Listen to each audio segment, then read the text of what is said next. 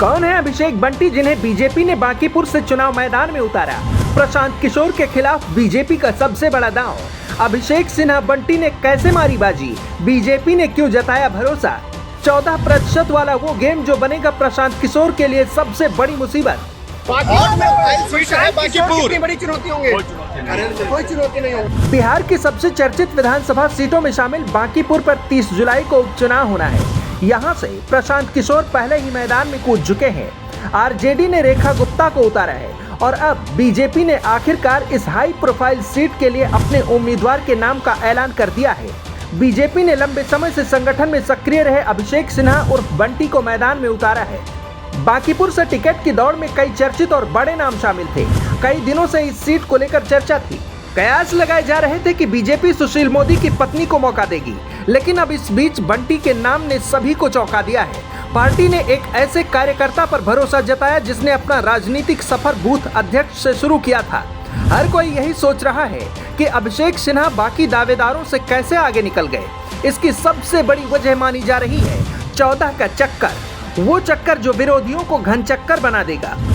बांकीपुर विधानसभा क्षेत्र में अभिषेक बंटी लंबे समय से एक्टिव हैं और बीजेपी के राष्ट्रीय अध्यक्ष नितिन नवीन के करीबी बताए जा रहे हैं। ऐसे में बीजेपी ने एक बार फिर से एक कार्यकर्ता पर भरोसा जताया है और बांकीपुर जैसी हाई प्रोफाइल सीट पर उम्मीदवार बनाया है। इस सीट पर नितिन नवीन का फैसला ही अंतिम फैसला माना जाता, क्योंकि इसी सीट से नितिन नवीन कई बार विधायक बने। उनके पिताजी भी इस क्षेत्र से विधायक रहे और बांकीपुर सीट बनने के बाद भी लगातार नितिन नवीन विधायक रहे। नितिन नवीन अब राज्यसभा के सदस्य बन चुके हैं। बीजेपी के राष्ट्रीय अध्यक्ष का पद भी मिला। उनके राज्यसभा जाने के बाद बांकीपुर की सीट खाली हो गई थी।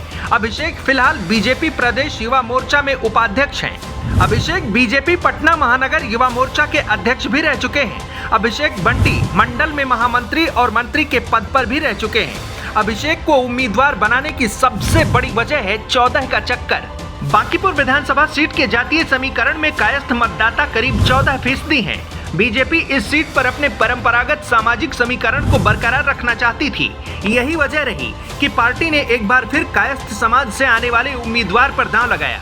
अभिषेक सिन्हा बंटी खुद कायस्थ समाज से आते हैं। माना जा रहा है कि यही 14% कायस्थ वोट बैंक उनके पक्ष में सबसे बड़ा फैक्टर बना।